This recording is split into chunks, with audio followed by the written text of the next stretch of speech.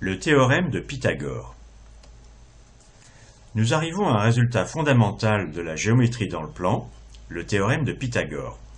Avec le théorème de Thalès et quelques autres, il fait partie des outils mathématiques qu'on utilise dans la vie de tous les jours, et qu'une personne qui a fait l'école primaire et l'école secondaire doit connaître.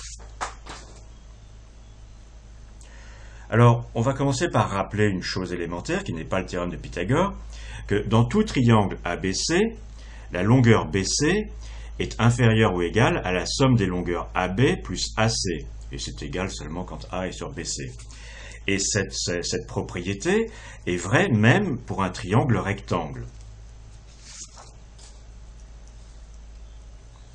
Mais pour un triangle ABC rectangle en A, on a une propriété très étonnante, en quelque sorte, c'est que la longueur de BC au carré est égale à la longueur de AB au carré plus la longueur de AC au carré.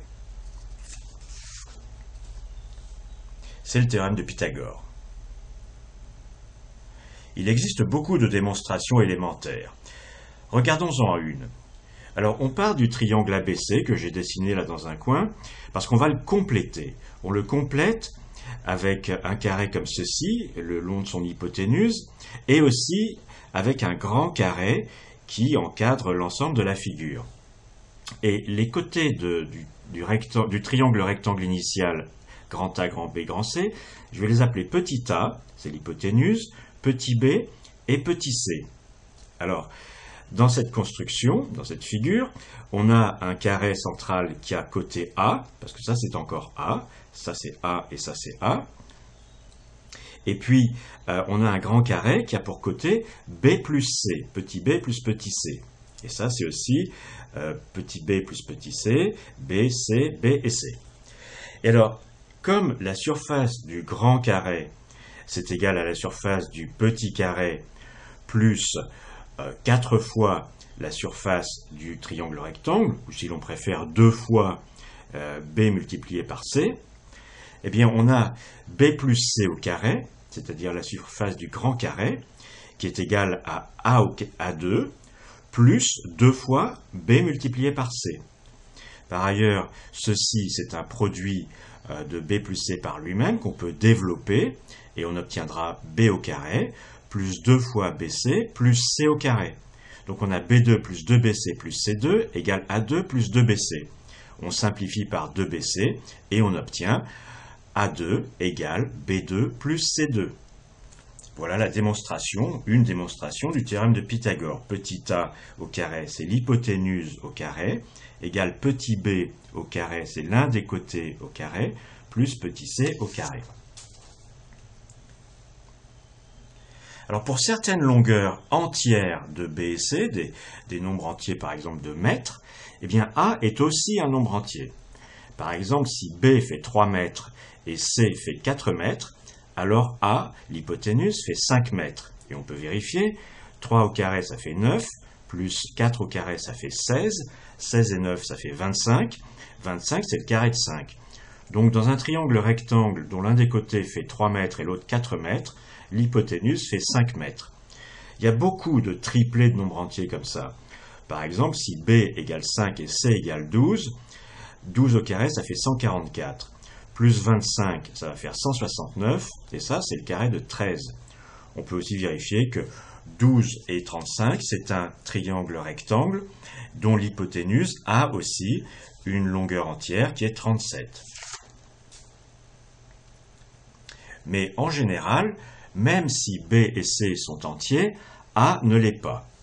Et même généralement n'est pas une fraction. Le cas le plus connu, naturellement, c'est quand B est égal à 1 mètre par exemple, et C est égal à 1. Dans ce cas-là, l'hypoténuse est égale à racine de 2. Et racine de 2, on verra l'année prochaine pourquoi, ça ne peut pas être une fraction du genre, c'est-à-dire une fraction comme n sur m. Les anciens, bien avant Pythagore, lequel a vécu entre moins 580 et moins 497 environ, ils connaissaient déjà le théorème de Pythagore, et ils étaient fascinés par les triplés entiers. Il existe en particulier un papyrus égyptien, dit papyrus de Rhind, du nom de celui qu'il a découvert à la fin du XIXe siècle, qui liste des triplets entiers, et dont les calculs remontent à moins 2000, les calculs présentés par le papyrus, moins 2000 avant Jésus-Christ.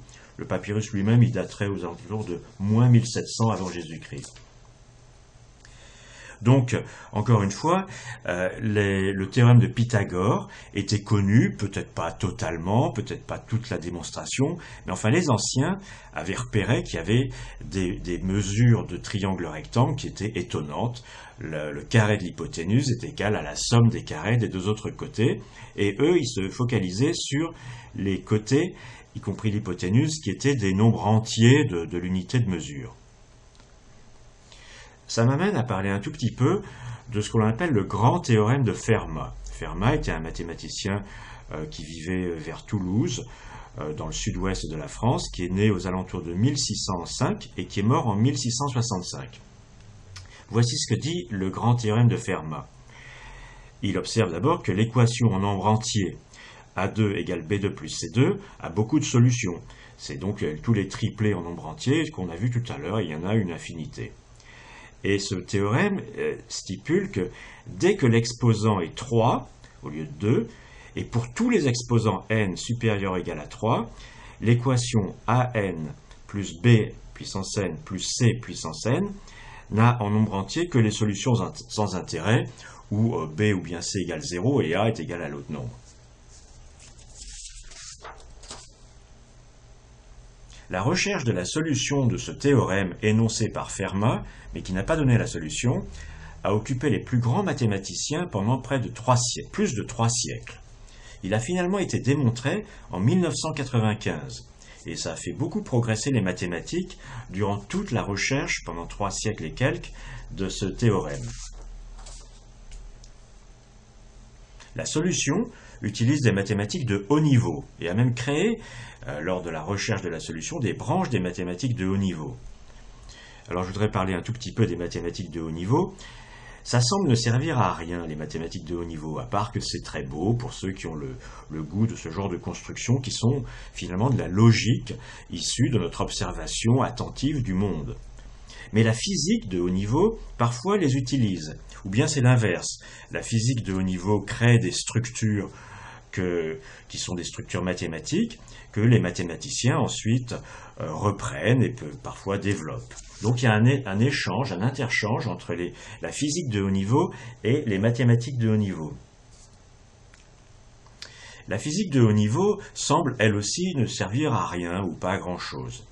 En ce moment, il y a à Genève un grand cyclotron qui s'appelle le Large Hadron Collider, LHC, qui va faire des recherches sur la structure très très intime de la matière. Alors, on peut se demander à quoi ça sert. Il se trouve que la physique de haut niveau, ça conduit à deux choses qui ont des applications très pratiques, l'une très positive, on peut le penser, et l'autre très négative, on peut le penser aussi. Ça conduit parfois à des technologies qui améliorent notre cadre de vie. Les lecteurs MP3, les téléphones portables, les ordinateurs et tout un tas de choses utilisent en fait de la physique de haut niveau à l'intérieur. Et puis la physique de haut niveau conduit aussi à des armements très efficaces dont on peut penser que ce n'était pas une bonne chose. Et d'ailleurs la théorie de la relativité, comme vous le savez, qui a été développée au début du XXe siècle, a conduit à la bombe atomique. Et une dernière remarque, on est loin du théorème de Pythagore, mais le théorème de Pythagore, c'est un tout premier cas de figure de mathématiques à la fois pas très difficile à démontrer, mais pas du tout évident, et qui sert beaucoup. Et ça me conduit à parler des mathématiques et de la physique de haut niveau. Il faut savoir que la guerre, malheureusement, est une grande source de progrès scientifique. L'usage de la poudre en Occident, vers le début du XIVe siècle, a conduit naturellement aux fusils, aux mousquets, aux arquebuses, des choses comme ça, et puis à beaucoup d'autres choses, même des moteurs. C'est aussi la guerre qui a conduit aux ordinateurs et à Internet, c'est-à-dire à des usages très positifs dans notre vie quotidienne, même si on peut trouver que parfois on est un peu envahi par Internet, mais après tout, vous êtes en train de regarder un cours de maths sur Internet, et c'était pas possible de faire ce genre de choses il y a seulement une trentaine d'années.